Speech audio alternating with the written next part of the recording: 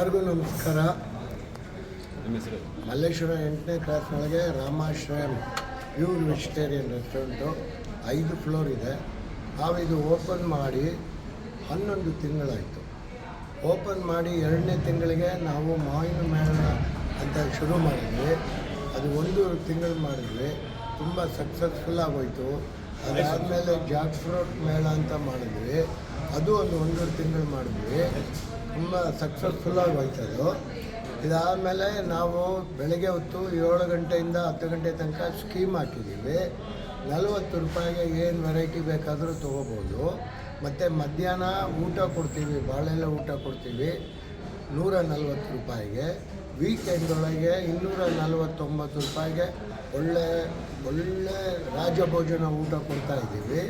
ಇವಾಗ 1ನೇ ತಾರೀಕಿಂದ 31ನೇ ತಾರೀಕು ತನಕ ನಾವು ಅವರೇಕಾಯಿ ಮೇಳ ಅಂತ ಒಂದು ಶುರು ಮಾಡ್ತಾಯಿದ್ದೀವಿ.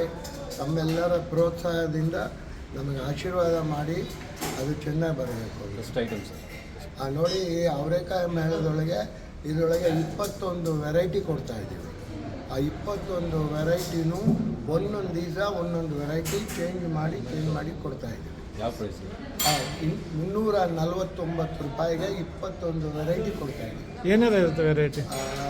ಅದರೊಳಗೆ ಎಲ್ಲನೂ 21 ವೆರೈಟಿ ಒಳಗೆ ಅವರೆಕಾಯಿ ಒಬ್ಬಟ್ಟು, ಅವರೆಕಾಯಿ ಹಲ್ವಾ, ಅವರೆಕಾಯಿ ಗೊಜ್ಜು, ಅವರೆಕಾಯಿ ಮಿಕ್ಸ್, ಅವರೆಕಾಯಿ ಸಾಂಬಾರು, ಇದಕ್ಕೆ ಬೇಳೆ ಕುರ್ಮ, ಮತ್ತು ಇದು ಅವರೆಕಾಯಿ ದೋಸೆ, ಮತ್ತು ಕಡುಬು, ಅವರೆಕಾಯಿ ಕಡುಬು, ಮತ್ತು ಅವರೆಕಾಯಿ ಇಡ್ಲಿ ಇರುತ್ತೆ, ರವಾ ಇಡ್ಲಿ, ಅವರೆಕಾಯಿ ರವಾ ಇಡ್ಲಿ, ಮತ್ತು ಅದರೊಳಗೆ ವೈಟ್ ರೈಸು, ರಸಮು, ಅವರೆಕಾಯಿ ರಸಮು, ಮತ್ತು ಅದಕ್ಕೆ ಮೊಸರು ಎಲ್ಲ ತಿಂದ ಮೇಲೆ ನಿಮಗೆ ಒಂದು ಡೈಜೆಷನ್ಗೆ ಅಂತ ಒಂದು ಡ್ರಿಂಕ್ ಕೊಡ್ತಾಯಿದ್ದೀವಿ. ಅದಕ್ಕೆ ಜಲ್ಜೀರಾ ಅಂತಾರೆ. ಯಾಕೆಂದರೆ ಎಲ್ಲ ಅವರೆಕಾಯಿ ವೆರೈಟಿ ತಿನ್ನೋದ್ರಿಂದ ಯಾರಿಗೂ ಹೊಟ್ಟೆ ಕೆಡಬಾರ್ದು, ತಿರ್ಗಾ ಬಂದು ತಿಂತಾ ಇರಬೇಕು. ಅದಕ್ಕೋಸ್ಕರ ನಾವು ಜಲ್ಜೀರಾ ಅನ್ನೋ ಒಂದು ಡ್ರಿಂಕ್ ಕೊಡ್ತಾಯಿದ್ದೀವಿ. ಲಾಸ್ಟ್ ಟೈಮಿಂಗ್ ಹೇಗೆ?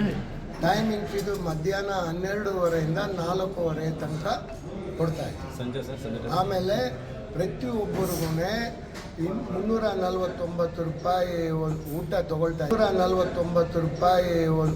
ತೊಗೊಳ್ತಾ ಇದ್ದೀವಿ. ಅದಕ್ಕೆ 1 ಲೀಟ್ರ್ ಪೆಟ್ರೋಲ್ ಕೂಪನ್ ಫ್ರೀಯಾಗಿ ಕೊಡ್ತಾಯಿದ್ದೀವಿ. ಲೊಕೇಶನ್ ಮಲ್ಲೇಶ್ವರಂ 8ನೇ ಕ್ರಾಸು, ಸಂಪಿಗೆ ರೋಡ್ ಒಳಗೆ ಭೀಮಾ ಜ್ಯುವೆಲ್ಲರಿ ಪಕ್ಕದೊಳಗೆ ಇದೆ.